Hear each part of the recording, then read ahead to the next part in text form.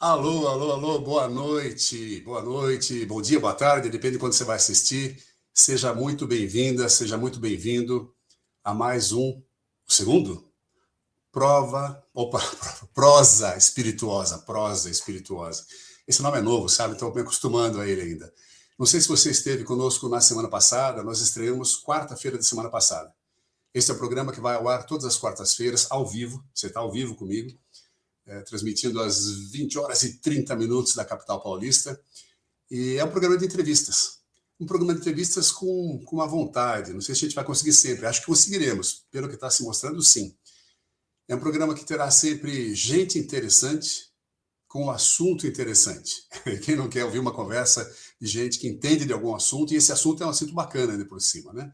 E essa pessoa interessante, com assunto interessante, vai sempre desaguar na espiritualidade. Não é necessariamente um programa espírita. Nós vamos ter aqui agnóstico, presbiteriana, judeu, vamos ter muçulmano e, claro, espíritas também, não é? Católicos.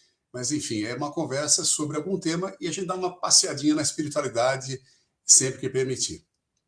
Eu sou Alexandre Caldini e sou o seu anfitrião. Vou conversar com os nossos entrevistados sempre aqui.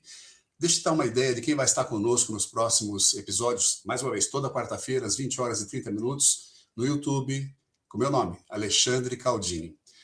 Olha, quem teve semana passada já viu isso aqui, mas só dando um repeteco, né? Nós vamos ter um cirurgião, neurocirurgião, um cientista, que é o Dr. Edson Amâncio. Ele escreveu um livro muito interessante sobre EQM, Experiência de Quase Morte. Não perca, vai ser bem legal. Daqui a pouquinho você vai saber quando ele vem.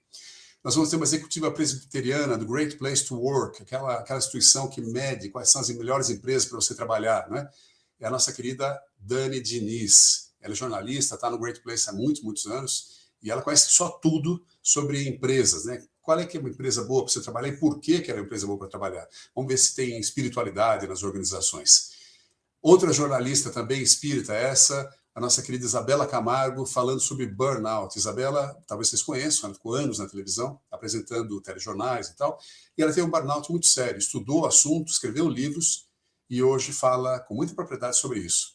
Nós vamos ter um alpinista agnóstico, um queridíssimo amigo que acabou de lançar ontem o livro aqui em São Paulo, eu estive com ele, Gustavo Ziller, um mineiro, super mineiro, que subiu o Everest, e mais 6 picos, subiu um monte de picos, mas os principais picos, um pico em cada continente. E ele, que é agnóstico, sentiu umas coisas bacanas da espiritualidade no topo dos picos. Vem conversar conosco também. Nós vamos ter um militar de alta patente, o querido amigo Coronel Tessius, da Polícia Militar de São Paulo.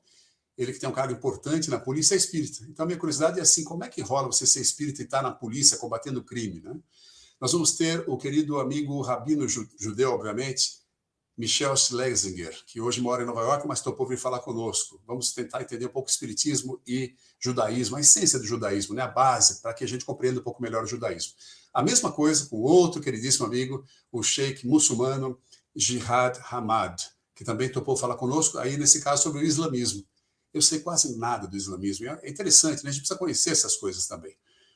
Vamos ter, já na próxima semana, não perca, um médico homeopata, espírita, outro mineiro, o Dr. Andrei Moreira, escreveu 2 livros preciosíssimos, um sobre homossexualidade e outro sobre transexualidade. Ele vai falar conosco sobre esse segundo, transexualidade, sob a ótica do espírito imortal. Muito interessante, eu usei bastante do livro dele no meu último livro, A Essência do Espiritismo. Você vai gostar, quarta que vem. E na quarta seguinte, dia 18/3, nós vamos ter aqui um cara super bacana que você também deve conhecer, o Fábio De Luca. O Fábio De Luca é um dos participantes da Porta dos Fundos, é um dos fundadores, pessoa que organiza o Amigos da Luz, que você conhece, né? Humor Espírita, são craques, craques, craques. Ele vai estar conosco dia 18/11, ele também está na novela agora, ele faz o papel do detetive Sabiá. Então, essas são algumas pessoas que você vai ouvir por aqui. Então, se você gostou desse cardápio de pessoas interessantes e assuntos interessantes, não perca. Inscreva-se aí no canal. Esse canal é novo. Semana passada foi no outro canal, foi na Universidade Livre Pampédia. A partir de agora, estaremos aqui, nesse canal de YouTube, @Alexandre Caldini. Clique no tal, aquilo que você ouve sempre, né? Todo mundo fala, é chato, mas precisa falar. Clique no tal do sininho. Dê o seu joinha, né? Avise os amigos. E se você gostar da conversa de hoje, solta os likes aí. Por quê? Porque o tal do algoritmo, né? ele lê essas coisas. Então, quanto mais assim for, mais audiência nós teremos. Né? A do André, da semana passada, já bateu mais de 10 mil views, que é bom, né? Bem bom. Então, agradeço a você que esteve conosco também naquela lá. Bom, vamos convidar nosso amigo, vamos chamar aqui o nosso entrevistado de hoje. Alô, Maurício, boa noite, bem-vindo. Boa noite a todos. Prazer ter você aqui conosco. Deixa eu apresentar um pouco o Maurício. Maurício ele é assistente social, ele é psicoterapeuta. Qual é a diferença de psicoterapeuta e psicanalista? Eu não sei direito, Maurício. Psicanalista tem uma diferenciação com a psicologia, porque foca apenas na teoria de Freud, né? Ah, tá. Ok. E a psicologia ele trabalha todas as outras. Todas as outras. Ele trabalha já há muitos anos com pessoas privadas da liberdade. Esse é o tema de hoje. Quem está preso, quem está presa. É um tema duro, é um tema pesado, mas é fundamental que nós compreendamos isso também.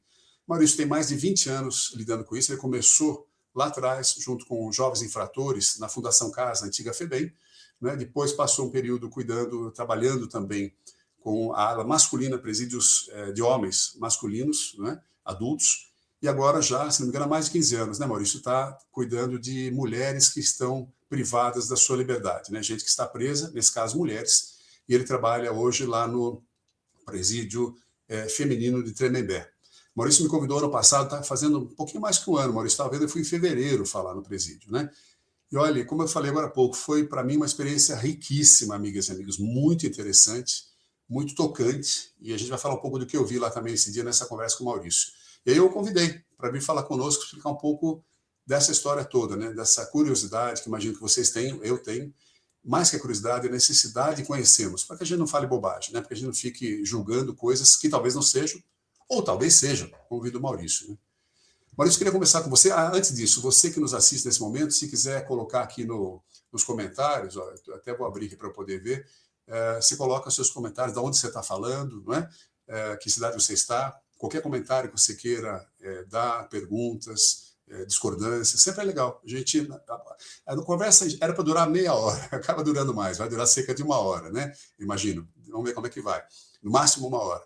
Mas se der, a gente responde as perguntas assim, tá bom? Vai colocando aí, eu vou olhando de vez em quando e vou trazendo para a gente conversar com o Maurício. Maurício, queria começar perguntando a você uma coisa que me ocorreu. Eu, quando era criança, eu sou da década de 60, você é mais novo que eu, mas era comum os adultos virem... Olha, ele fez assim, que é mais novo que eu, tá vendo que coisa? Os adultos vinham para toda criança e faziam a seguinte pergunta clássica, né? O que você quer ser quando crescer? Eu queria ser lixeiro, indígena, na época falava índio, né? E bombeiro, as 3 coisas que eu queria ser. Tem gente que quer ser jogador de futebol e tal. Eu lhe pergunto, Maurício, você quando era criança, alguém lhe fazia essa pergunta, você dizia, eu quero trabalhar com pessoas privadas da liberdade, quero trabalhar com pessoas dependentes químicos, quero trabalhar com pessoas em situação de rua, que é o que você faz? Esse era o sonho de criança seu? Eu trabalho há muito tempo com o que a gente chama que são as vidas invisíveis, os excluídos da sociedade, né? E, assim, desde sempre, desde novo, eu já trago essa inquietude, essa vontade de ajudar o próximo, de fazer diferença. Então, desde o grupo de jovem lá na igreja, eu já ajudava o padre, já contribuía, né, nos grupos onde a gente participava.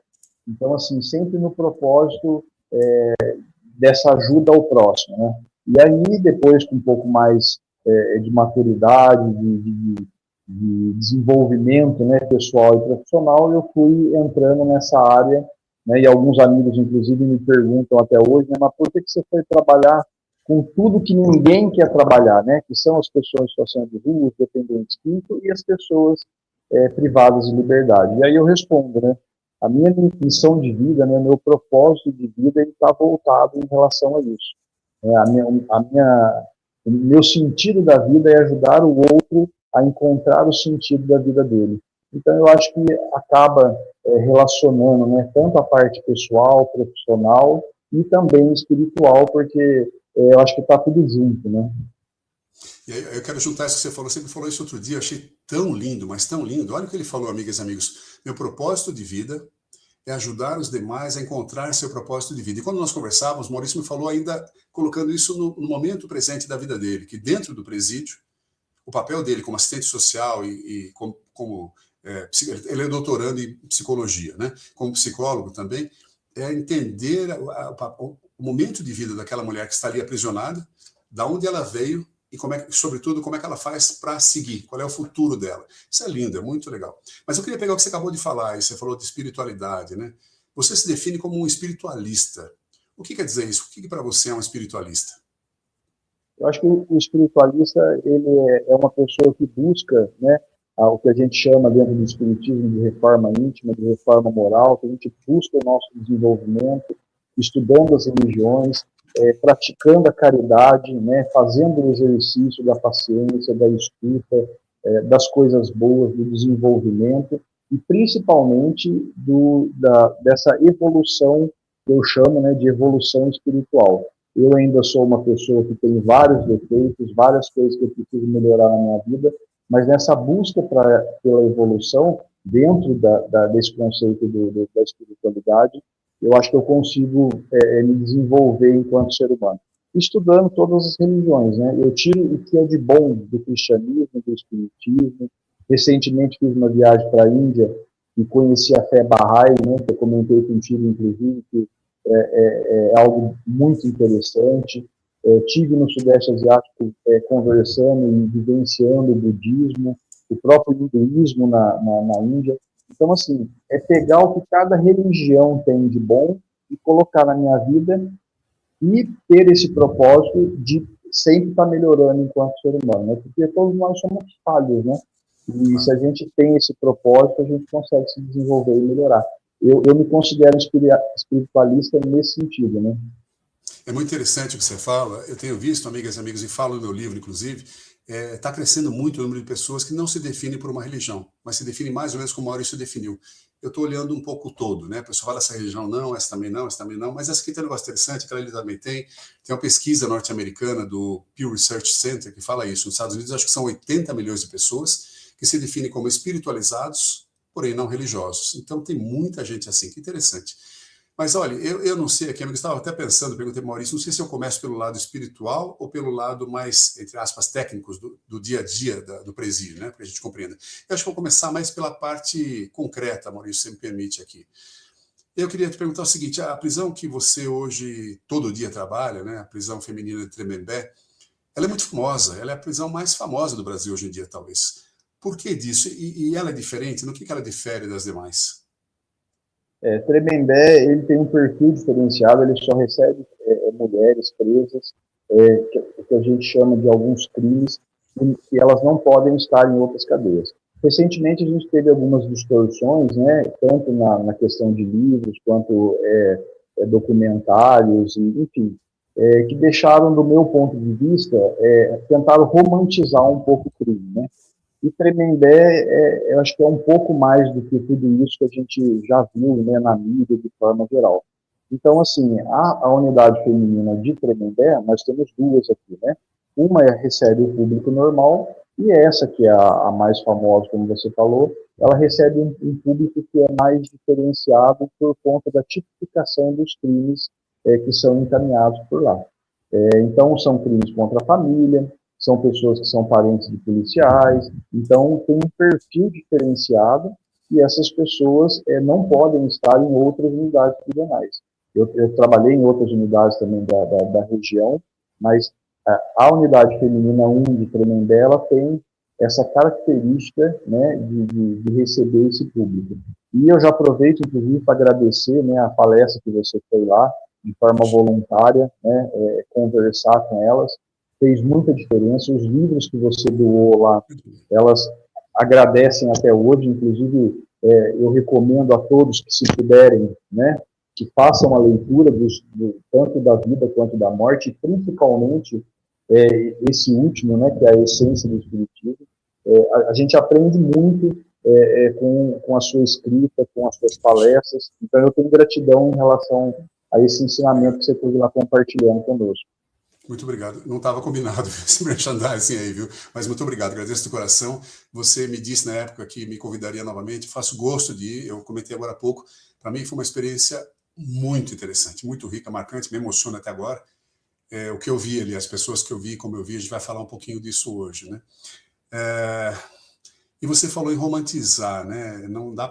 É uma preocupação que eu tinha conversando com você hoje, nessa nossa fala aqui, amigas e amigos, era isso. eu tenho cuidado de não romantizar o crime, porque o crime machuca, magoa, acaba com a vida de muita gente, acaba não só a vida física, não só o desencarne, mas arrasa uma família, arrasa uma situação, né?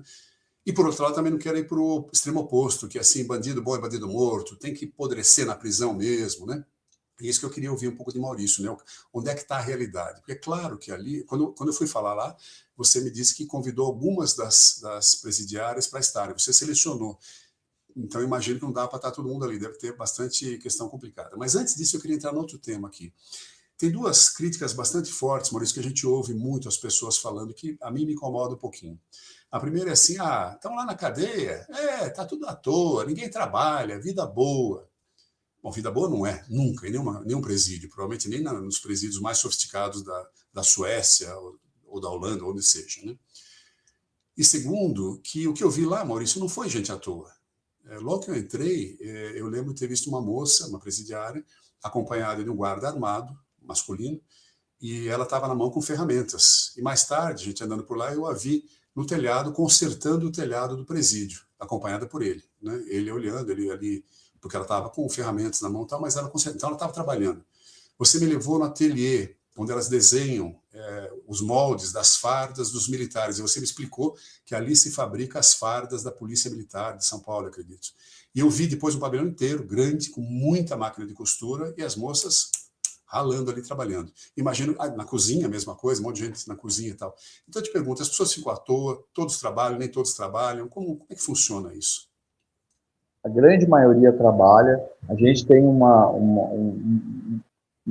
meta, uma tarefa individual e em grupo. O trabalho ele faz parte do desenvolvimento, inclusive ele ajuda a remeter, né? O estudo também.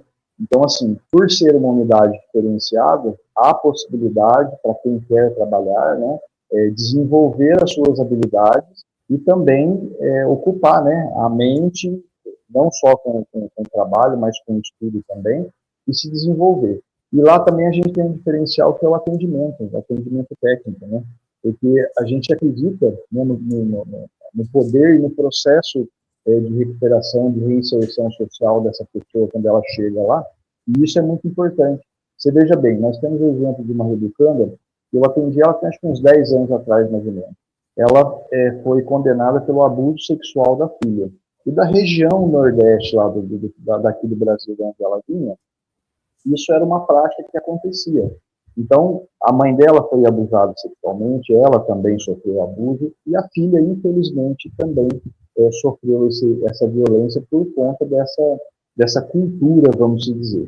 E aí ela passou lá conosco 8 anos, e nesses 8 anos ela conseguiu refletir, amadurecer, ver o crime que ela tinha cometido, fazer o processo de reparação, pedir perdão para quem ela tinha pedido, e o mais importante, depois de 8 anos, quando ela saiu de lá, ela entendeu que aquela prática que ela tinha sido penitente era um crime. Então, assim, é importante dizer que existe todo um processo, né, durante o período que a pessoa permanece lá, voltado para que ela consiga fazer essa reinserção depois na sociedade. E o trabalho de educação é fundamental para poder ajudar nesse processo. Mas então, deixa eu te fazer duas perguntas. Uma, você falou da família e tal. Eu queria entender o papel da família, né? Deixa eu ir antes para outro lugar, o perdão, né? E a compreensão. Você falou, ela conseguiu compreender com todo o trabalho que você e outros lá fazem, né? De conversa, de esclarecimento e tal. Porque tem uma ideia de que o presídio não serve para nada, só forma mais bandido, que a pessoa sai pior de lá, né? Imagino que tenha casos assim. Mas você está me falando que não, que tem casos, ou não sei se esse caso é exceção ou não, onde a pessoa, nesse tempo que está aprisionada, sim, de fato, faz uma reflexão e consegue compreender o que talvez não compreendesse antes e sai melhor. Isso é fato? Isso acontece mesmo? Isso é fato. Tem pessoas que aproveitam esse período de dor e sofrimento, porque é um período de dor e sofrimento, é um lugar difícil de convivência. Você imagina, né? A gente convive em casa com os nossos familiares, já é difícil. Imagina você conviver numa cela com 20, 30 pessoas, ou que seja com 2 ou 3 pessoas que você não conhece, de culturas diferentes, de formações diferentes. Agora, esse processo do perdão, eu costumo inclusive dizer para elas, e nas palestras que eu tenho a oportunidade de fazer, eu também coloco isso, que é importante, além da gente saber, a gente desenvolver a competência. O que é a competência? A competência é eu saber o que é o perdão e saber aplicar ele na minha vida. Se eu souber a teoria do que é o perdão, mas não conseguir aplicar ele na minha vida, de nada serve. Tem um outro exemplo interessante de uma outra presa. Eu ajudei ela a escrever carta para a irmã dela. A irmã dela não queria saber mais dela, nem a mãe, nem o pai. E nós começamos a fazer um trabalho, um projeto, inclusive, para escrever algumas cartas, chamado Cartas Reparadoras. Ela levou 7 anos, veja bem, 7 anos, para ela poder conseguir ter o perdão da irmã dela. Então, é possível, mas dá trabalho, né? E assim, requer aquilo que eu falei no início, né? Uma reforma íntima da pessoa. A pessoa precisa realmente querer mudar de vida, né? É muito interessante você falando isso, amigas e amigos, de novo, no dia que eu estive lá, eu vi algumas coisas muito interessantes. E num ambiente muito duro, muito pesado, como o Maurício acabou de falar, dá para você ver alguma beleza também, um pouco de amor. Até queria te ouvir sobre isso. Você tem um ambiente bom de vez em quando, se há um refresco, né?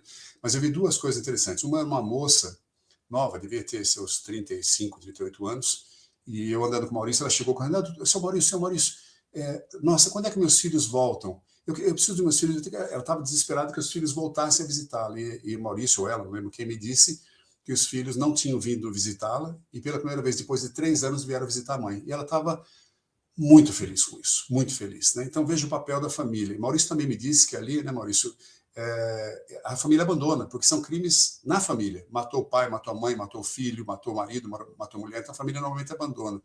Mas outro caso interessante que eu vi também foi de uma senhora mais idosa, devia ter 70 e poucos anos, com dificuldade até para andar, as outras ajudando ela a andar, você percebe solidariedade. E as amigas me falaram dela, falaram, olha, uma belezinha, o marido dela mora em Campinas, e a cada 15 dias, ele tem 82 anos de idade, a cada 15 dias ele pega 2 ônibus e vem aqui visitar a esposa. E ela, sorridente, me falou, emociona até agora, ela falou assim, eu tenho que sair logo, porque eu preciso cuidar dele, né? Então, vejo que beleza, num ambiente muito complexo, você consegue perceber nuances da humanidade, né, da beleza. Você tem exemplos assim, Maurício, você percebe essas coisas acontecendo? Você sabe que tem muita gente que pode até não acreditar, mas você sabe que tem muita gente do bem presa lá. Inclusive tem gente inocente, a gente sabe da dificuldade do judiciário, do nosso sistema, enfim. Mas o que eu quero dizer é que, independente da fase que a pessoa está na vida dela, ela consegue fazer essa reconstrução, vamos dizer. E lá a gente tem pessoas jovens de 18 anos e mulheres com mais de 80. E cada um com a sua formação, né, tanto social, cultural, quanto profissional. Temos várias pessoas de diversos tipos de profissão que a gente possa imaginar. E, assim, é possível e a gente encontra momentos, falas, atitudes de pessoas do bem. A grande maioria, infelizmente, são pessoas que cometeram crimes graves, né, com requintes de crueldade, que a gente costuma dizer que exala a maldade até, mas que mesmo assim a gente acredita nesse processo de transformação. Até porque tem alguns que vão ficar lá um bom tempo, né? E se o cárcere não ajudar a fazer essa reforma, infelizmente ela vai perder uma oportunidade difícil, né? Que é estar presa, mas a oportunidade de mudar de vida, né? E lá ela tem essa oportunidade de pensar, repensar a vida dela e fazer um futuro diferente, se ela quiser, né? Olha, tem uma pergunta aqui bem própria. A Tanilde colocou aqui, como sabe que são inocentes? Gostaria de saber isso. A gente tem muito tempo de experiência, então a gente sabe quando a pessoa está mentindo, quando há indícios que a pessoa realmente é inocente. E assim, um processo legal, quando a pessoa realmente ela é inocente, o processo legal em algum momento, seja na fase do recurso, ou mesmo ela depois de condenada, a justiça acaba comprovando que ela não foi culpada daquele crime que ela foi condenada. Tem uma presa que eu atendi há um tempo atrás que ela foi condenada a 103 anos de prisão, 103. E ela, assim, muito resiliente, né, aceitando toda aquela situação na vida dela, ela me falou, Sr. Maurício, eu sou inocente, em algum momento eu, a justiça ou a espiritualidade vai me ajudar a provar a minha inocência. e realmente, passado alguns meses depois do recurso, ela ganhou a liberdade e foi inocentada. São poucos os casos, né? São raros os casos de pessoas inocentes, mas a gente vê alguns casos, e assim, nessa conversa, nesse dia a dia, a gente consegue diferenciar. A grande maioria, infelizmente, tem dificuldade de assumir e aceitar o erro que cometeu, né? Todos nós cometemos erros. A grande diferença é que lá algumas cometeram alguns erros mais graves, né? Então, esse processo de entender, né, essas atitudes, para algumas demora um pouco mais. E se eu puder acrescentar uma coisinha também que eu vi lá que me chocou, ainda em cima da pergunta, né, se tem gente inocente ou não. Amigas e amigas, eu vi mais de uma, acho que umas 3 ou 4 que eu identifiquei, que lá estavam presas pelo seguinte crime. O companheiro, marido, namorado, o que fosse, estuprava as crianças da casa, adolescentes e crianças, e a senhora nada disse, ficou quieta, não denunciou a polícia. Ele foi preso, ele foi pego, ele foi preso, e ela também foi presa. Por quê? Porque ela é conivente. Então, se você não denuncia um caso de abuso sexual de criança e adolescente, e você sabe disso, você é conivente. E tinha algumas estavam presas lá por muitos anos. E Maurício também me contou um caso estranho, que tem casos que o marido, ou o abusador, né, o namorado, quem seja, pai, ele pega, digamos, 12 anos de cadeia, e ela pega 30. Né? Então, o abusador acaba pegando menos tempo do que a pessoa que não denunciou. Como é que isso acontece, Maurício? Por que disso? A própria psicanálise, né, que é uma outra frente que eu trabalho, não lá na unidade, mas aqui fora no consultório, ela explica um pouco disso, né? Que é a repetição que a maioria das pessoas elas acabam fazendo na vida dela. Então, por exemplo, você pega uma mulher que teve um pai violento, um pai tóxico ou um pai abusador, o que ela vai fazer na vida adulta dela? Ela vai arrumar um relacionamento, a gente costuma chamar na cadeia de vida do podre, né? Ela vai arrumar um relacionamento com um homem parecido, né, semelhante ao que ela teve lá na infância. A maioria dos abusos, dos casos, cerca de 80%, acontece dentro de casa. E a gente vê essas mulheres arrumando esses relacionamentos tóxicos, abusivos, e com homens que são abusadores, que são criminosos, e acaba respondendo, né, na esfera criminal como conivente. Algumas denunciam, outras a gente vê que realmente foi induzida, também sofria violência, o que também não justifica, né, a prática criminal, mas aí fica um alerta, né, para as mulheres que façam boas escolhas, principalmente no seu relacionamento, e prestem atenção quem que você está colocando dentro de casa, né? Porque a maioria dos abusos que a gente vê, os crimes lá, são namorados, companheiros dessas mulheres que acabam abusando dos seus filhos. Uma amiga nossa, que foi delegada de polícia, hoje não é mais, ela comentava com a minha esposa o seguinte, que quando alguém ia na delegacia, por causa desse, ela falava, vamos fazer um boletim de ocorrência, vamos denunciar. Ela falava, não posso, doutora, porque se eu denunciar, meus filhos passam fome, porque o dinheiro entra pelo marido. Por isso que é importante a mulher também ter uma receita. Né? Se o dinheiro entra pelo companheiro, quem está na casa, ela não pode denunciar, que ela acaba ficando em situação muito difícil. Então, é bastante duro. Olha, Maurício, tem mais uma pergunta aqui da Natália. Natália do Rio de Janeiro pergunta, existe alguma política efetiva de regenerar essas mulheres? Eu desconheço. A gente tem o sistema penitenciário hoje com várias dificuldades no Brasil. Hoje nós temos cerca de 1.500 unidades prisionais, são 850 mil pessoas presas no Brasil. O Brasil ele responde pela terceira população carcerária do mundo, ele só perde para os Estados Unidos e para a China. E respondendo um pouco dessa pergunta, nós temos uma alta taxa de reincidência, com mais de 50% de reincidência. Então, os próprios números já dizem que a gente não está fazendo, as políticas públicas do Estado, do governo, não estão sendo eficazes para poder responder a esse trabalho, que, do meu ponto de vista, deveria ser feito um trabalho preventivo, né? Mas a pergunta dela é se há reintegração, se há ressocialização, se há reinserção social dessas pessoas.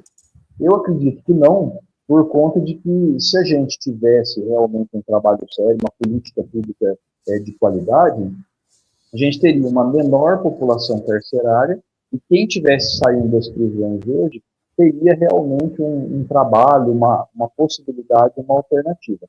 É diferente um pouco da nossa unidade, porque geralmente as que estão lá, você viu, né, a maioria dos exemplos, são crimes pontuais, não são mulheres que estão no crime, por exemplo, que nem o tráfico de drogas, que ela comete 3, 4, 5 vezes o mesmo crime, né, ou furto, ou roubo, enfim. Então são crimes pontuais.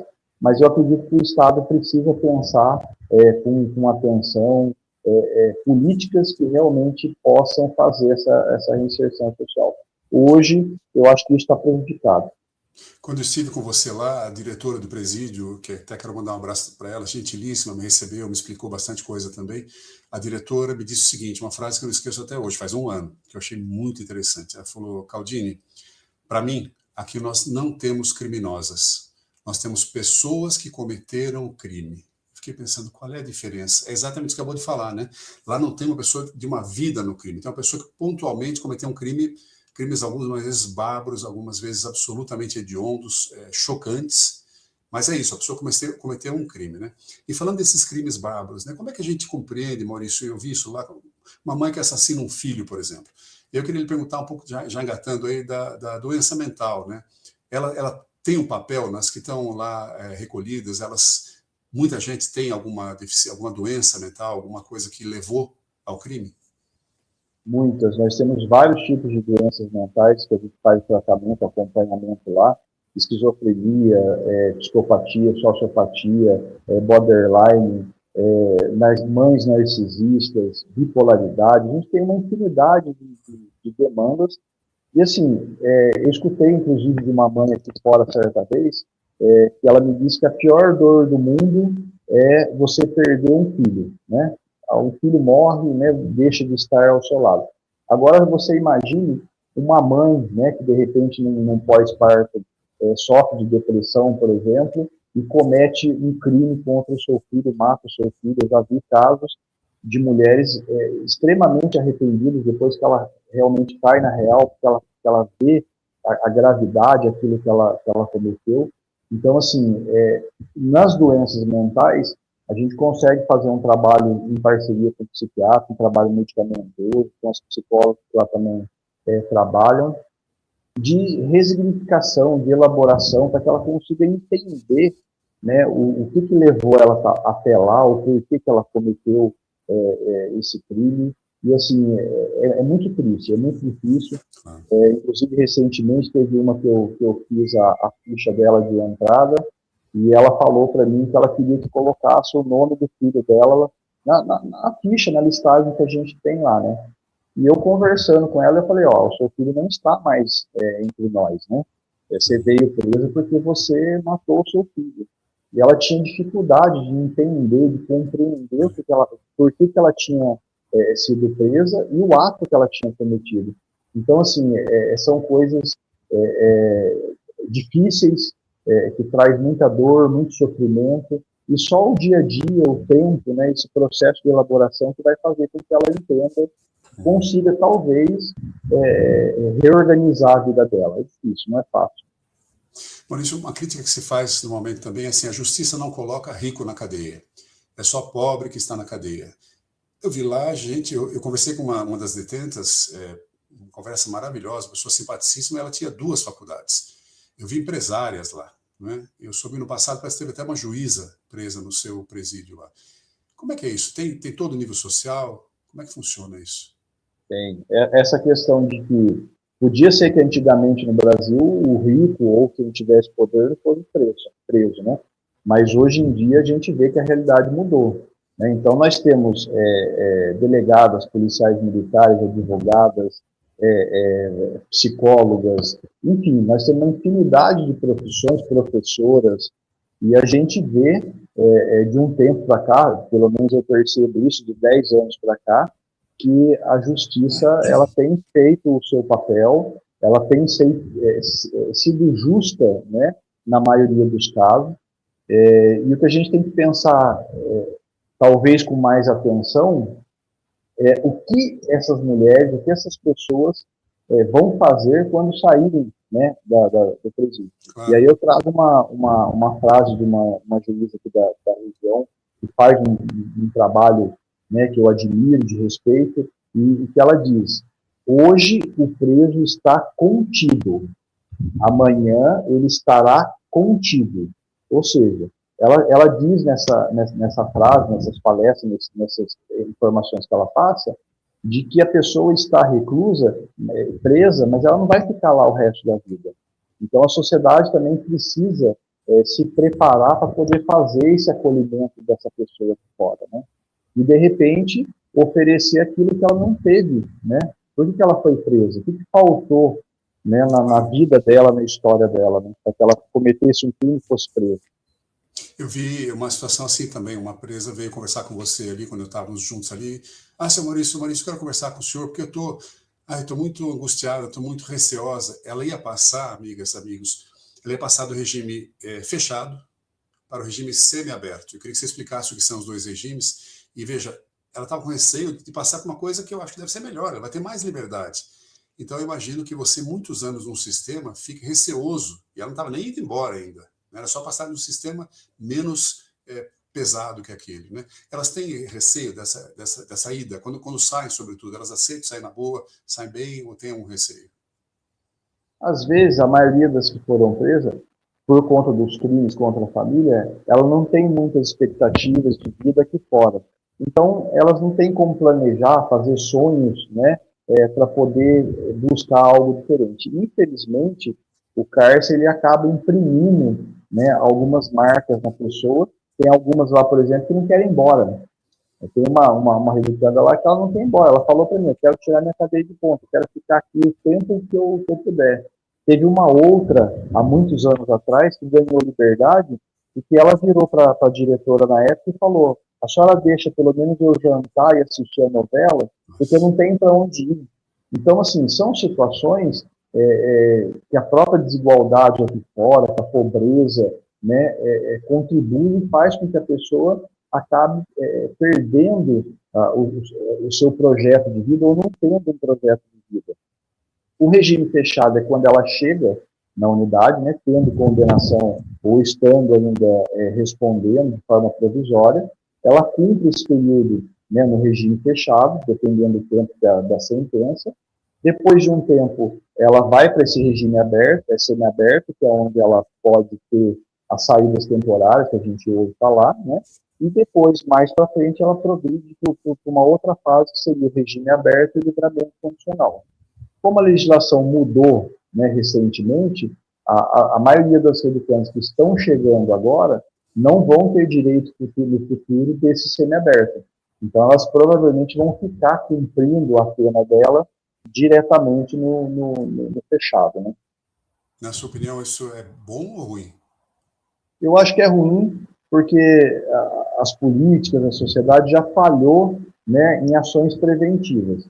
Deixar a pessoa trancada, dependendo do período que ela ficar, traz mais malefícios, né, do que benefícios. A gente vê exemplos de várias prisões ao redor do mundo. Eu faço um estudo, né, sobre a questão das prisões no mundo, e a gente vê o retrocesso de quanto mais tempo a pessoa fica presa, pior é. Nós temos o exemplo da Noruega, que é o país referência do mundo, vamos dizer, na questão do aprisionamento. Lá eles fecham prisões, né, e eles têm um trabalho de ressocialização. É lógico que a gente está falando de um país de primeiro mundo, não podemos comparar com o Brasil, mas são boas experiências que a gente podia se espelhar, podia copiar, podia tentar fazer. Aqui no Brasil nós temos um ótimo exemplo no estado de Minas Gerais, que inclusive eu convido as pessoas que quiserem pesquisar depois, chamado APAC, que é um modelo também que dá muito certo. APAC. APAC. Eu sei de um que até um amigo espírita trabalha nisso também lá no Ceará, que é fantástico também. O presídio é aberto, os presidiários tomam conta do presídio e o resultado é maravilhoso. Formato. Olha aí, tá vendo? Então tem caminhos, né? Tem caminhos. E aí é bom que nós estejamos conversando disso hoje, amigos e amigas espíritas que aqui estão e não espíritas também, para que a gente comece a formar uma opinião a respeito disso, né? Uma opinião um pouco mais balizada na realidade. Está aqui uma pessoa que tem mais de 20 anos lidando com pessoas aprisionadas, né? Ao invés de ficar falando qualquer coisa, porque a gente acha qualquer coisa. Eu quero aproveitar e já passar para a nossa segunda parte aqui, Maurício, que é a parte mais da espiritualidade, né? Sua experiência do ponto de vista de uma pessoa espiritualizada de dentro. Eu ponho aqui a pergunta do meu amigo Nilson, lá de Entre Rios, na Bahia. Um abraço para o Nilson. Ele pergunta o seguinte: onde tem grupo de pessoas reunidas, ali com certeza a mediunidade se faz presente. Maurício já presenciou alguma manifestação espiritual no presídio através de alguma detenta? Eu, particularmente, não, mas a gente vê relatos, vê várias experiências. Eu tenho uma brincadeira que eu faço com ela, porque essa unidade, antes de ser essa unidade feminina, ela foi um sanatório para tratamento de tuberculose da Polícia Militar do Estado de São Paulo. E lá, infelizmente, morreram alguns policiais militares, né? E reza a lenda que tem um policial lá, um major, que ficou perambulando lá pela unidade. Então, eu costumo brincar com elas que todas as informações que eu tenho, né, no nosso dia a dia, foi o major que me contou, né?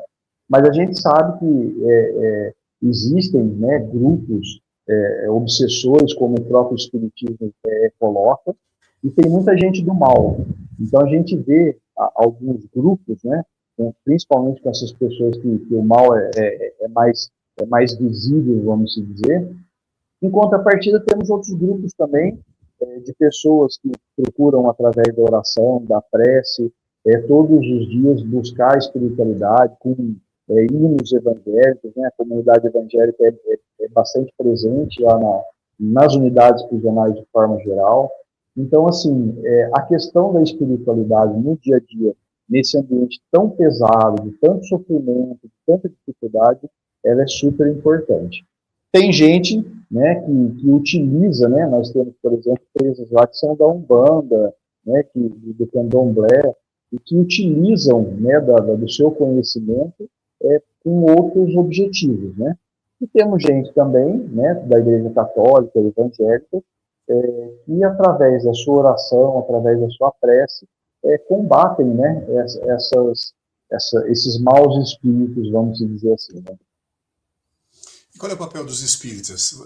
Lá no presídio Tremembé, no feminino de Tremembé, a hora que eu saí, eu vi que encostado na porta do lado da entrada do presídio tem um centro espírita enorme, né? Eu imagino que eles também visitem, façam trabalho, eles frequentam lá, eles ajudam nesse processo de autoconhecimento, de melhora. Os espíritas estão presentes lá ou não? Você sabe que, infelizmente, nós não temos a presença dos grupos espíritas em quase nenhuma unidade da nossa região. Nós temos mais de 20 unidades aqui na região, né? E nós não temos o trabalho espírita. Inclusive, eu deixo, né, um convite, né, para os amigos espíritas.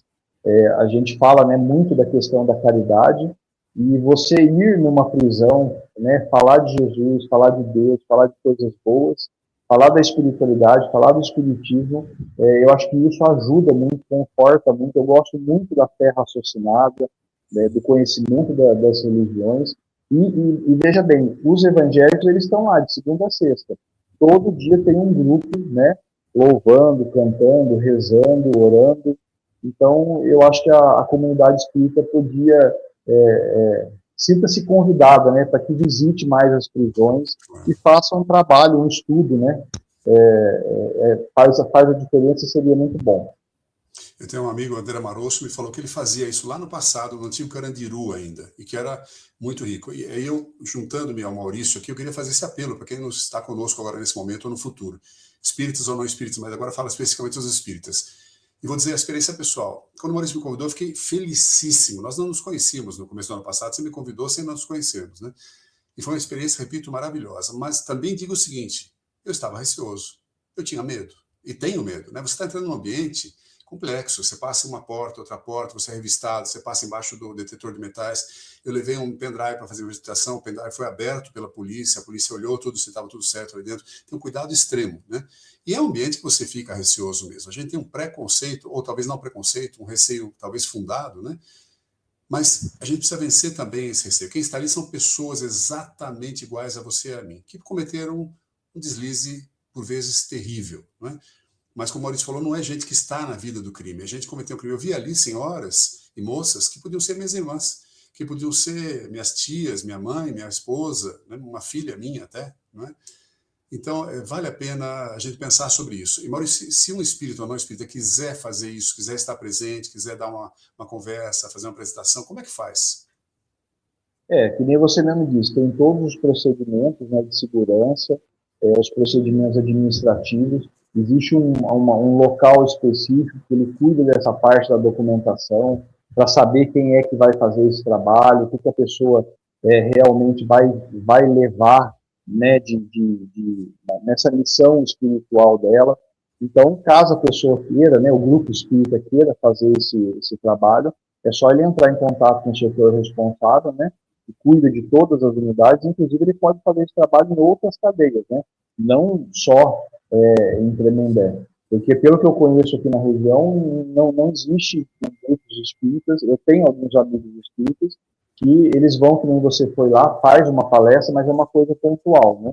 Não tem o estudo do evangelho, uma coisa mais contínua, né? E isso é importante. Você acabou de falar que isso é importante. Aí a pergunta é essa. Você percebe uma diferença entre pessoas religiosas e não religiosas dentro da cadeia? Essas pessoas têm um comportamento melhor, se sentem menos oprimidas ou não? E a mesma pergunta com relação ao otimismo. Tem gente que encara de uma forma mais otimista? Você percebe diferença entre as pessoas ali, não? No linguajar da cadeia, a gente costuma dizer que quem tem a cabeça boa ou quem tem um porquê, né, consegue tirar a cadeia melhor. É linguajar da cadeia, mas a pessoa consegue passar por aquele sofrimento, né, aquela situação, de uma forma um pouco melhor do que as outras que às vezes acabam se arrastando. Você vê pessoas lá, por exemplo, que estão buscando, né, essa reforma, essa mudança de vida. Então são pessoas que estão fazendo a diferença através da oração, através do contato com a família, através da busca do perdão, através da reparação, né? Tem pessoas lá que cometeram crimes, por exemplo, contra os filhos, e que a todo momento escreve carta para a família, pede perdão, durante as saídas temporárias, para quem tem a saída temporária, vai ao encontro da família, faz esse processo que não é rápido, demora, é um processo que leva tempo. Então, assim, tem muita gente que tem esse propósito. E, infelizmente, tem pessoas que eu costumo dizer que está no nível mais primitivo da evolução e continua errando, né? Não tem um propósito de vida, não tem um porquê, uma melhoria, fica lá, olhando para o teto, esperando o tempo que ela tem para ficar lá. Mas são processos, são faixas de evolução, né? Eu costumo dividir que a gente tem a faixa primitiva, a parcial e a evoluída, né? A evoluída seria Chico Xavier, Gandhi, Madre Teresa, né? E a parcial é o que eu acho que a gente está buscando. Infelizmente, lá a gente tem algumas nesse nível mais primitivo e que não quer fazer essa mudança de vida. E a gente tem que respeitar, né? A gente não pode impor, né, que a pessoa se desenvolva, que ela melhore, né? Mas imagino que mesmo essas pessoas, né, se tem um acompanhamento, se tem uma conversa, se tem o que você acabou de falar do espiritismo e tal, quem sabe, talvez ali seja tocada para caminhar por ali, né? Maurício, indo aqui mais para o nosso encerramento, você vive essa realidade há 20 anos, é isso? 20 anos. Todos os dias, você trabalha nisso, né? Você é um profissional disso, você está lá ouvindo as moças, conversando com elas e tal. Deve ser muito pesado, né? Pessoas como eu e como os que nos ouvem aqui, que não trabalham com pessoas encarceradas, já se cansam, já se desiludem no trabalho normal, trabalho de escritório, né? Como é que você consegue levar? Porque deve ter dia que a coisa pesa muito, você deve ver coisas lá que você fica estarrecido. Claro que vai criando calo, né? Você vai aprendendo a lidar, percebe quando a pessoa é sincera não é e tal. Mas como é que você leva a sua vida e continua animado e crente na humanidade, nas pessoas e tal? Eu sei que você viaja muito, né? Você e minha querida Helena, sua esposa, estão sempre viajando. Eu falo que vocês estão em algum lugar do mundo, né? É a viagem? Como é que você desanuvia? Como é que você mantém essa fé no ser humano, mesmo vendo os piores crimes que a humanidade pode presenciar? Eu acho que o primeiro é aquilo que eu falei para você, o sentido da vida, né? Acreditar no ser humano, eu acredito muito no ser humano, desde da pessoa em situação de rua, dependente química, e das mulheres encarceradas. Então, esse meu propósito de vida, em ajudar, através de um atendimento, de um diálogo, de uma ação mais concreta, fazer com que a pessoa encontre o sentido da vida dela, é o que me motiva. A gente tem uma brincadeira dentro do sistema penitenciário que diz que a pessoa com 10 anos, ou ela fica ou ela foge. A pessoa com 20 anos, ela tem que decidir se ela quer adoecer ou não, e a pessoa com mais de 30 infelizmente, ou ela vai sair com algum tipo de doença mental ou física, porque é um ambiente realmente pesado. E aquilo que você falou, a gente tem que procurar uma válvula de escape, uma alternativa, e o que eu encontro é a espiritualidade em primeiro lugar, esse contato com o espiritual. Todos os dias, antes de adentrar a cadeia e quando eu saio, eu agradeço, né, a Deus, a espiritualidade, a essa força maior, pela proteção, pela orientação que Ele me dá, o discernimento na questão das palavras, né, nesse aprendizado diário. As viagens, que eu acho que faz muito bem, né, a gente vai e volta renovado, né, e eu acho que é a busca pelo conhecimento, né. Eu recentemente, depois de já um pouco mais velho, voltei a estudar, estou fazendo esse doutorado em psicologia. Quando a gente conhece, né, um pouco mais sobre o comportamento do ser humano, as relações, as atitudes do dia a dia, a gente consegue mudar, né, um pouco mais a nossa visão de mundo. Esse bate-papo legal que a gente está fazendo aqui, eu garanto que muitas pessoas que estão nos ouvindo começaram, pelo menos, a pensar um pouco diferente sobre o que é uma mulher presa.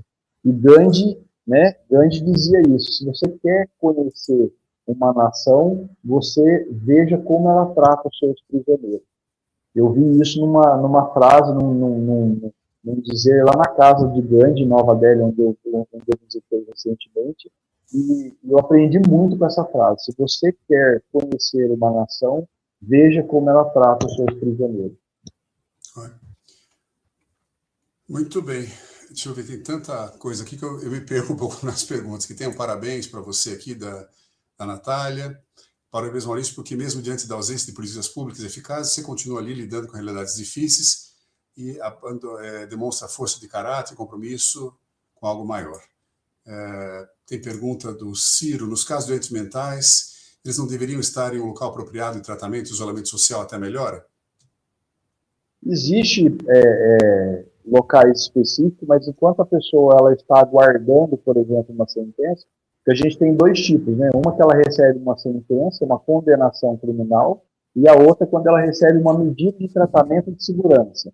Quando a pessoa tem um problema mental, ela recebe essa medida de tratamento de segurança. E aí ela vai para um espaço específico, né? Que nem aqui em Taubaté mesmo, que é uma cidade vizinha, Tremembé. Nós temos uma unidade masculina muito antiga, chamada Casa de Custódia.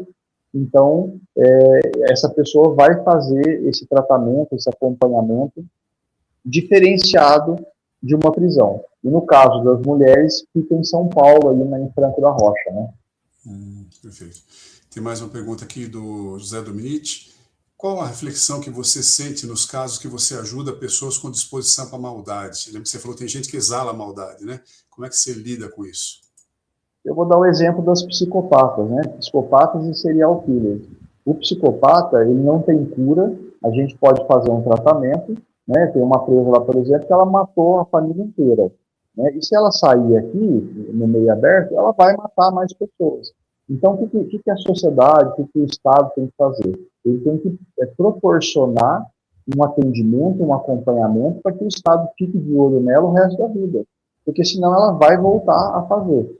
Provavelmente ela vai fazer de uma forma mais articulada, mais silenciosa, para não ser pega, né? A gente tem, né, um noticiário de várias sociopatas, várias psicopatas, e a gente sabe que nesse caso das doenças mentais, dos transtornos, como não há empatia, como não há ressentimento, ela faz aquilo na maldade mesmo, né? Tem vários seriados, inclusive, que demonstram isso. A gente precisa desse suporte, né? E, infelizmente, a gente tem, né, num nível menor, vamos dizer, mas no nosso convívio aqui fora, né, na política, na religião, nós temos vários psicopatas soltos por aqui, e que é importante a gente ter cautela, né, ter atenção, né, com essas pessoas, não cometer um crime, mas acabam prejudicando a vida de muita gente, né? Claro. Duas coisas que você falou agora há pouco, já passando para o final, num minutinho só. Você falou agora há pouco que você faz uma oração quando entra, pede proteção, não sei o quê. Você sente alguma coisa, algum apoio? Você sente fisicamente quase assim? Em algum momento você tem uma intuição, você fala, pô, isso aí, estão me dando uma dica aqui para conversar com essa moça, alguma coisa assim, não? eu faço, né, todos os dias, eu busco esse contato com a espiritualidade, e a gente sente, né, quando realmente a pessoa, no caso das pessoas que são do mal, né, que você não consegue nem chegar próximo, ou que aquilo que você está falando é tanto faz como tanto fez, que a pessoa não está assimilando realmente, entendeu? Eu procuro respeitar o momento, me distanciar e focar minha energia naquelas que realmente querem uma mudança, que têm um propósito de vida. A gente que sabe que no meio desse caminho tem algumas, conforme a gente diz na cadeia, que só está metendo louco, como diz, né? Que não quer nada com nada, né? Mas eu particularmente, faço esse investimento, acredito, né, no potencial de mudança do ser humano, até que ele prove o contrário, né? E como é que a pessoa prova o contrário? Ela prova o contrário com as atitudes dela, né? Não adianta a gente dizer, eu sou bonzinho, eu faço aquilo ou aquilo, não. A gente vê isso nas atitudes. E dentro da penitenciária, como é que a gente vê isso? É a pessoa indo para o castigo, a pessoa arrumando briga, a pessoa arrumando confusão, a pessoa só falando coisa ruim o dia todo, só arrumando intriga. Então você vê que são pessoas que não querem o melhoramento, não querem fazer essa reforma tão importante, não só para elas, mas para todos nós também, né? Eu acredito que essa reforma moral ela é importante para todos nós, e volto a dizer, não é merchandise não, é gratidão pelo conhecimento. Eu gostaria que todas as pessoas que estão nos assistindo, se pudessem, fizessem a leitura, porque esse último livro seu, assim, fez uma reflexão, me trouxe uma reflexão e contribuiu de tal forma positiva, que eu pudesse pensar vários assuntos, né? Inclusive assuntos polêmicos, que nem o suicídio, né? Então eu recomendo a leitura, o perdão, a espiritualidade, tem muita coisa boa nesse último livro seu. Os outros dois também, mas esse último livro seu, ele trouxe uma crítica, né, um pensamento valioso, valioso. Que bom. Então você acha que eu devo ler também? Que bom, obrigado, eu agradeço, muito feliz. Muito boa contribuição. Que bom, fico feliz. Indo para o nosso encerramento, que eu queria fazer com você uma brincadeira. Imagine que aqui nos assistindo, brincadeira, um raciocínio. Antes disso, falando de brincadeira, o humor tem um papel lá dentro? Você brinca com elas? Quando você fala, o Major me contou, tem um pouco de brincadeira? Dá uma desanuviada de vez em quando ou não? Tem que ter, porque você imagina, o ambiente é muito pesado, é muito carregado, não só espiritualmente, mas no dia a dia, tem muito sofrimento, tem muita morte, né? A gente recebe muita notícia de morte daqui de fora, lá dentro também, algumas, durante o processo de encarceramento, vêm a falecer ou por doença, ou por suicídio, ou por outras situações. Então a gente tem que manter, né, esse ambiente um pouco mais descontraído, sempre com respeito, sempre delimitando, né, até onde, os limites mesmo, né, do dia a dia, mas eu não sei contar muita piada, né, e, então às vezes eu conto umas piadas meio ruins, e aí elas dão risada, eu falo, nossa, Mauro, você vai desculpar, eu vou dar risada, mas é para te ajudar, porque suas piadas são meio ruins. Mas aí acaba dando risada Claro. E é bom porque muda um pouco o ambiente, né, muda o ambiente. Já está pesado, não precisa deixar mais pesado. E aí, isso vai ser o tema de uma das nossas conversas aqui. Então, fala você já e as que estão nos assistindo. Daqui a pouquinho a gente vai ter, não esta quarta, dia 18. Dia 18 nós vamos ter aqui o ator e comediante, né, o Fábio De Luca, que é o cara ele é da Porta dos Fundos, mas ele é um dos criadores, ou o criador, o coordenador do Amigos da Luz, que é humor e espiritismo. O humor é importantíssimo. Como você bem disse, eu pelo menos acredito, sou péssimo contando piada também. Piada é humor? Talvez seja, mas nós estamos falando de outro humor aqui. Estamos falando da leveza, da tranquilidade, de enxergar a beleza nos lugares e brincar um pouquinho para a pessoa, sabe, dar uma levantada. Eu vi isso lá, eu perguntei para você porque eu vi isso aí, né? Em algumas situações ali, sobretudo ali na estavam fazendo molde das roupas dos policiais militares e tal. Então dá para desanuviar, é tão importante isso. Mas, Maurício, voltando aqui. Imagine que são 5 públicos, né? O que você diria para cada um desses 5 públicos, que eu vou te dizer agora? Primeiro, para quem, com a maioria dos que estão aqui, talvez todos que estão nos assistindo agora e no futuro, para quem nunca cometeu um crime, tem alguma mensagem? A pessoa vive livre, nunca cometeu um crime, tem uma mensagem para essa pessoa ou não? Continue assim, busque a sua reforma moral, espiritual, íntima, procure se aprimorar. Ninguém, né, nenhuma pessoa está livre, né, de cometer um deslize na vida ou estar né, em algum momento da crise. Então, continue assim, continue fazendo bem, continue buscando a caridade como ferramenta de melhoria do seu dia a dia, faça um trabalho voluntário, ajude o próximo, dê sentido à sua vida e continue no caminho do bem, porque certamente os resultados das suas ações serão positivas e provavelmente você nunca vai para Tremembé, né? Continue no caminho do bem, né?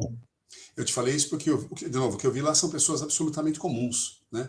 E ali não vi, mas tem casos, no Tremembé mesmo, no masculino, de gente que bêbado ou correndo demais com o carro atropelou alguém e está preso. Muitos anos. Posso te dar um exemplo rápido? Tem uma presa recente lá, que ela estava com... Olha para você ver, o marido é policial, ela estava conversando com ele à noite, chegou em casa, estava conversando com ele, e pediu para ela ver o celular dele, o WhatsApp que ele estava mexendo. Ele falou, não vou deixar, não sei se tinha alguma coisa de errado lá, enfim. Ela pegou a arma dele, que estava em cima da mesa, e ameaçou, né? Pessoal, brincando, né? Não sei como é que estava a discussão, se você não me deixar ver o WhatsApp, eu vou dar um tiro em você. E não sei o porquê, né? Nas vias de fato, a arma disparou, pegou um tiro de raspão. O que esse exemplo nos mostra, né? Ele depois realmente explicou toda a situação, ela também falou que não tinha a intenção, respondeu criminalmente, mas não ficou muito tempo presa. Mas o que esse exemplo nos mostra? Que alguma situação simples do dia a dia pode levar a pessoa para lá, entendeu? Não está livre, né? É lógico que ela cometeu um erro e respondeu por isso, né? Mas uma coisa simples do dia a dia, um WhatsApp, né? Esse é o cuidado que nós todos temos que ter, né? E também não julgar, né? Jesus falou tanto para a gente não julgar, a gente fica julgando quem está lá, é gente comum, gente igual a você e a mim, cuidado com esse julgamento. Claro, tem gente como... Bacana a sua fala isso, né, Maurício? Você não põe todo mundo do lado do santinho e você não põe todo mundo do lado do horror, né? Tem as duas coisas. E vários desses aqui que estão no horror, imagino, pela psicopatia, pela dificuldade. Mas vamos seguir adiante. Você falou disso, vamos pegar um segundo grupo, né? Aquelas pessoas que falam assim, para mim, olha, Deus há de me perdoar, a pessoa faz. Fala assim, mas eu quero que bandido apodreça na cadeia. O que você tem a dizer para essas pessoas? Eu costumo dizer que a pessoa que tem esse tipo de pensamento precisa de muita prece, muito estudo, muita orientação para que mude esse pensamento. Eu costumo relacionar esse pensamento para quem defende a pena de morte e a prisão perpétua. Eu não sei se você sabe, mas acho que você deve saber, a pena de morte nos Estados Unidos, o atestado de óbito ele sai como homicídio, né? Então, quem defende a pena de morte ou quem pratica, executa a pena de morte nos Estados Unidos, na verdade, ele está praticando um homicídio. E tem muita gente que diz, né, que nem você mesmo colocou no começo, né? Bandido bom é bandido morto. Não. Bandido bom, a pessoa que cometeu um crime, né, o criminoso, ou a importância de que ele esteja conosco aqui na sociedade, que ele mude o comportamento dele, a sociedade vai ter muito mais a ganhar se a gente começar a mudar esse pensamento e focar nisso, né? Então, nessa frase mesmo que você colocou, o bandido bom é o bandido que se regenera, ele pode ser reinserido na sociedade, ele pode ter a possibilidade dessa mudança de vida. Isso não é utopia. Né? Tem vários exemplos lá em Tremembé, em outras unidades também, que a pessoa mudou de vida. Né? Coisa boa. E lembrando, para quem é espírita ou para quem é reencarnacionista, quem de nós garante que a gente não foi bandido? A história da humanidade é terrível, né, Maurício? A gente invadia a tribo vizinha, invadia a cidade vizinha, invadia o país vizinho, como está acontecendo exatamente nesse momento que nós estamos falando. Né? Olha lá, Israel e Estados Unidos com relação à antiga Pérsia, né, ao Irã. E a hora que a gente está numa situação dessa, o que a gente faz? A gente vai, assassina, escraviza, estupra, não é? Tortura. Então, será que a gente já não fez isso? Será que nós já não fomos, já não estivemos nessa situação? Por isso, mais o cuidado. Terceiro grupo, para quem foi vítima de um criminoso, o que você tem a dizer conhecendo as criminosas que lá estão? Habilidade para perdoar. Eu acho que o perdão e a aceitação são duas questões importantíssimas e depende da faixa de evolução. Você sabe que a gente conversando um pouco, né, sobre essas questões, eu me recordei de um crime que eu fui vítima há uns 20, 25 anos atrás, aí em São Paulo, na capital. Eu fui fazer uma viagem e eu tive uma moto furtada, roubada aí, né? Na época, né, eu era muito materialista, eu fiquei indignado com aquilo, né? Hoje, para mim, eu entendo que é só uma matéria, né, um equipamento. Assim. Mas o que eu quero dizer com esse exemplo? Eu quero dizer que com a faixa de evolução, com o nosso desenvolvimento, né, a gente acaba melhorando, evoluindo e mudando o nosso pensamento, a nossa forma de ver a vida, né? É conhecimento, estudo, aprimoramento e oração, né, prece, espiritualidade que melhora muito, nos desenvolve, né? Quarto grupo, o que você falaria para quem tem um familiar preso? Eu passo na porta dos presídios aqui fim de semana, vejo aquela fila, em geral de mulheres, né? Acho que são presídios masculinos. Um monte de gente lá com marmita, com roupa, com não sei o que, esperando para entrar. O que você tem para dizer para quem tem hoje um familiar dentro do sistema prisional? Eu trabalho muito com a família, né? Eu tenho muito respeito, né, pelos familiares, principalmente nessa unidade, porque a gente vê o sofrimento da família. A gente costuma dizer que a família tira a cadeia junto com a pessoa que está lá, né? Porque ela sofre, a própria visita, né? Visitar um parente preso é um sofrimento. Então, eu tenho muito respeito pelas famílias. Tem famílias que contribuem de forma negativa, né? Que não ajudam a pessoa a se desenvolver, mas a grande maioria das famílias são representações de amor, de cuidado e principalmente de perdão, né? Porque você imagine, um filho, depois de ter sofrido uma violência, uma tortura, uma agressão contra si, e vai lá na cadeia visitar a mãe, você quer, né, exemplo maior do que isso? Nós fizemos uma visita recente de uma menina que a mãe dela queimou a mão dela. Ela tem a mãozinha toda queimada. Ela foi lá visitar a mãe, abraçou a mãe, perdoou a mãe. A mãe entendeu, né, a gravidade do crime que ela cometeu. Então, eu acho que a família tem papel fundamental na reinserção da pessoa presa na sociedade, né, na comunidade. Último dos nossos 5 grupos, o que você diria para as pessoas que convivem com você? O que você diria para uma senhora, ou homem também, que está aprisionado? É o que eu falo todo dia, né? A gente precisa acreditar em nós mesmos. Elas precisam acreditar no potencial que elas têm. No potencial de mudança, no potencial de reparação, no potencial de ser uma pessoa diferente. Eu insisto muito nessa questão da reforma íntima, do planejamento para o futuro, de fazer novas escolhas, de repensar o que foi feito, o que levou essa pessoa até lá. Então, esse processo, né, que a psicanálise também ajuda muito, que a gente chama que é o processo de elaboração, de entender o que a gente já fez na nossa vida até agora e parar de repetir, a gente repete muito na nossa vida, né? Tanto nos erros quanto em outras atitudes também. Então, fazer essa análise, essa autoavaliação, eu acho que ajuda muito. E eu deixo uma frase para elas todos os dias, né? Estamos juntos, né? Acredite em você, o que a gente puder fazer dentro dos limites institucionais que a gente tem, fazer a diferença, fazer com que ela consiga, com ferramentas simples, com olhar, com atendimento, com a conversa, com as dicas, com planejamento de vida, com ferramentas práticas que elas vão usar aqui fora para poder mudar a vida dela, eu acho que valeu a pena. E cada palestra, cada conversa, cada ação que a gente faz lá, se uma ou outra sair diferente, eu acho que já valeu a pena. E eu acho que alguma contribuição positiva a gente acaba fazendo. A sua palestra foi um exemplo. Você doou alguns livros lá, elas fizeram a leitura, depois elas trouxeram, né, te elogiaram, inclusive, pela questão do conhecimento, da escrita, da forma simples que você colocou tantos assuntos que você conversou com elas. Então, assim, essas atitudes, né, é que eu acho que faz diferença na vida delas. Gente, mais uma vez, queria recomendar e pedir, quem está nos ouvindo agora, quem tem vontade de trabalhar isso, vai e faça. Não precisa ser lá, qualquer presídio, né? É tão rico, você recebe um carinho de volta, você vê uma situação que a gente não está acostumado a ver, você passa a compreender as coisas de outro jeito. Eu fiquei super emocionado lá, elas foram muito simpáticas comigo, a gente brincou no sorteio dos livros, quem é de tal lugar, quem é de tal cidade, e sou eu, não, mas dá um para mim, isso foi muito gostoso, né? Um momento de alegria, foi bem bom. Maurício, eu tenho um monte de gente agradecendo aqui, mas antes de a gente encerrar, eu quero mostrar aqui uma coisinha Olha, na semana que vem, amigas e amigos, então nós teremos o Dr. Andrei Moreira. Ele é médico homeopata, mineiro, escritor, espírita, né? E ele vai falar para a gente de um tema muito interessante, sobre a transexualidade. Ele tem um livro escrito, tem um livro sobre homossexualidade, outro sobre transexualidade. Nós vamos conversar sobre transexualidade.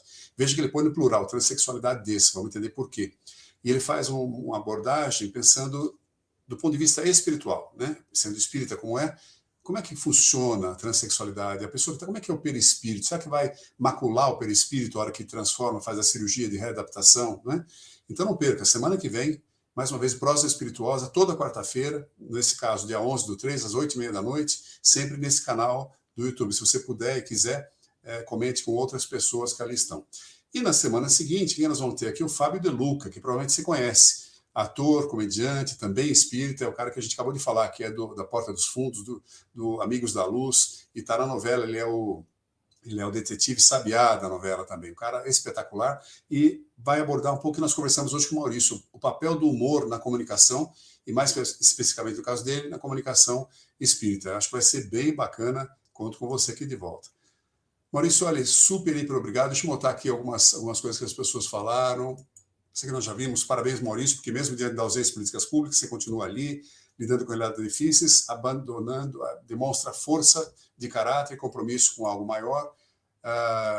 Que mais aqui? Do Ciro, que experiência, quanto aprendizado. Da Leonor, parabéns, Alexandre, por trazer assunto tão importante, tratado pelo ser humano que se revela em Maurício Faria. Olha que gostoso, que coisa boa. Obrigado, Leonor. Aqui da Cibele, querida Cibele, muito boa conversa, Caldina, necessária. Maurício, obrigado por trazer tantos pontos importantes e desconhecidos para a grande maioria de nós. Gratidão. Que mais que tem aqui? A Luciana falando o seguinte, ótima conversa, esse olhar e pensamento carinhoso que o Maurício tem é lindo. E assim vai, olha lá, Márcia agradecendo, o Ciro novamente. E é isso, Maurício, olha, para agradecer você muitíssimo, para mim, pelo menos, sempre essa conversa com você é sempre muito ilustrativa, a gente aprende muita coisa. Acho que aos pouquinhos a gente vai tirando nossos preconceitos, a visão que a gente tem sem conhecer, né? Não conhecer é um problema, qualquer situação. E por isso que o Espiritismo prega que nós estudemos, que a gente aprenda tudo de tudo. Os espíritos superiores conhecem tudo de tudo. É difícil para a gente imaginar isso. Mas a gente conhecer um pouquinho mais a cada encarnação será de grande ajuda. Eu encerro lembrando aqui a sua definição, né, de caminho da sua vida, de norte para você.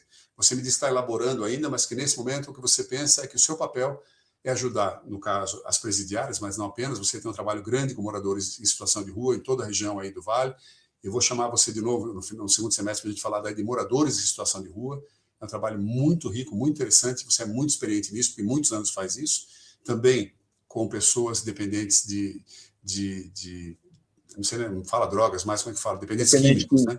Essas coisas eu não sei falar ainda. 64 anos ainda tem uma linguajar antiga.